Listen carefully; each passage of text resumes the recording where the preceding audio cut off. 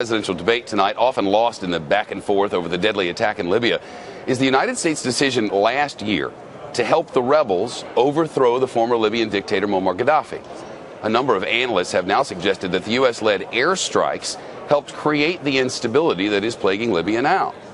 And joining us is our senior judicial analyst, Judge Andrew Napolitano. Judge, I remember this time last year on this program we called Libya the not war, because it kind of was the war that was not a war, that we weren't going to do anything, that war, and then every day it seemed there was a little bit more going on in the not war, and finally it was actually a war and we were actually doing things, and now it appears it's biting them on the butt. It sure is, Shep, and you may recall that the president announced while the Congress was on spring break that he had decided to participate in the bombing of Libya, and, quote, there wouldn't be any boots on the ground.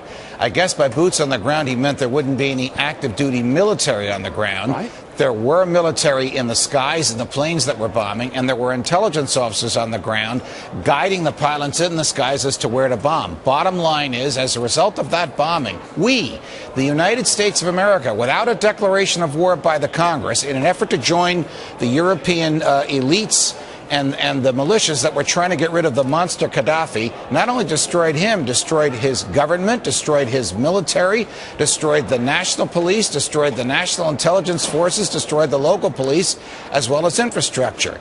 Is it any wonder, some of us have argued, Shep, that the so-called rule of law in Libya is now the rule of roving gangs of militias, at least one of which killed our ambassador and his likely intelligence agency colleagues?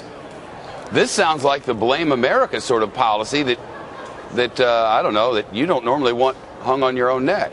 Well, this is a blame the Obama administration for... Well, that's America. Well, that's the president of the United States making a decision that's not in the best interest of the United States or not in the best interest of peace, in the long-term peace in the Middle East, because he was warned by the same intelligence agencies whose warnings he's looking the other way from now, that the people who would take over from Colonel Qaddafi were some of the same people that we had been fighting against in Afghanistan and Iraq. And sure enough, one of the first things they did after Qaddafi was killed was to open up the jails. And who came out? Some people that had formerly been incarcerated by us in Guantanamo Bay. So this is a mess that the president has created that, unfortunately for him, 2 weeks from Election Day, seems to be getting worse the more we learn about it.